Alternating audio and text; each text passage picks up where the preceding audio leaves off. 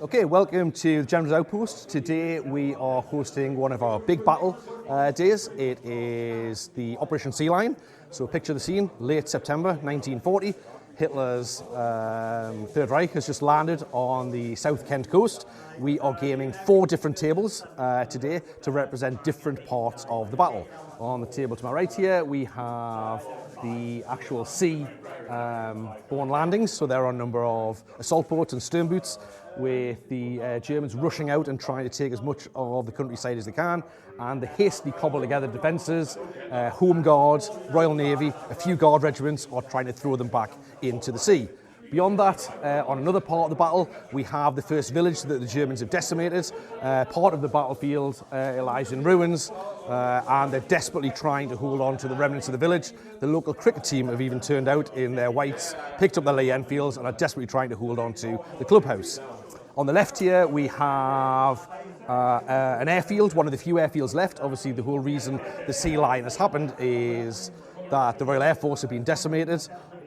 It didn't happen in real life, but in our scenario today, they did, which have given the Luftwaffe control of the skies, which have allowed the Germans to land. So there are precious few planes left. On this airfield, there's one plane that's desperately going to try and taxi to the runway and get airborne to give support to some of the tables, and an advanced force of Fallschirmjäger, supported by the dastardly BUF, are trying to take the airfield before the British can launch their last plane.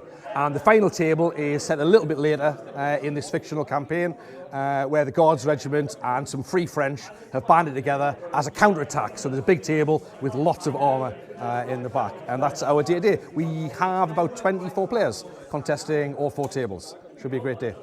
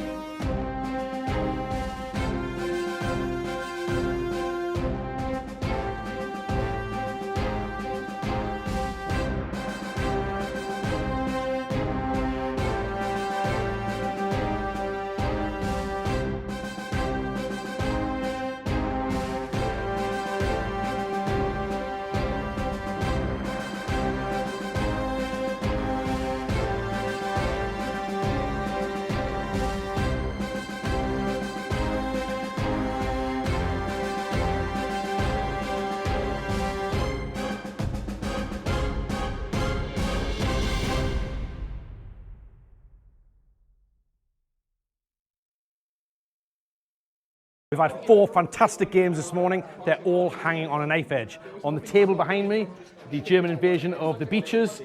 Half of the forces are on the table for the Germans, but they're swelling in numbers as their stern boats and invasion barges throw extra troops onto the beach. Their offshore naval bombardments have wreaked havoc on the British defenders, lots of pins, and it's hanging on a knife edge. On the table I'm playing on, the village, the Germans are swarming all over us. We've lost so many dice, but our tanks have just arrived. So hopefully turn 3 will fare better for us.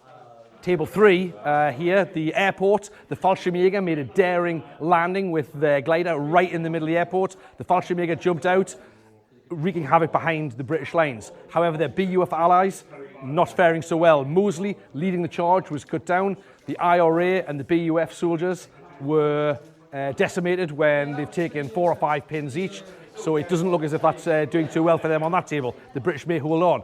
On the counter-attack table, turn 1 and 2 was all about manoeuvring. Turn 3, the tanks are all poised. It's about to become a kill box in the middle of that table. Be really interesting to see who prevails overall.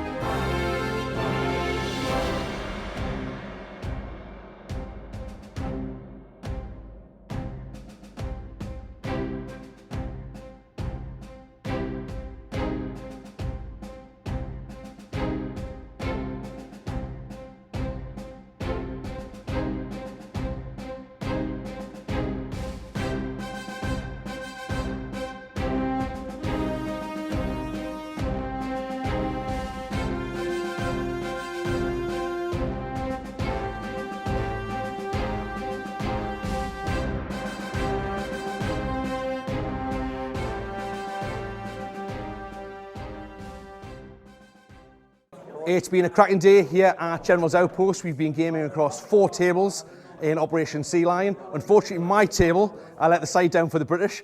The cricket pavilion fell, the Germans took the village, although it was very close in the end. Thankfully, on the other 3 tables, the British were victorious. They were thrown back into the sea, they retook the airport, and the Guards and Free French counter-attack decimated the German tank advance. So overall, it was a 3-1 British win. It's been a fantastic day. If you want to join in one of our other big battles, check our website.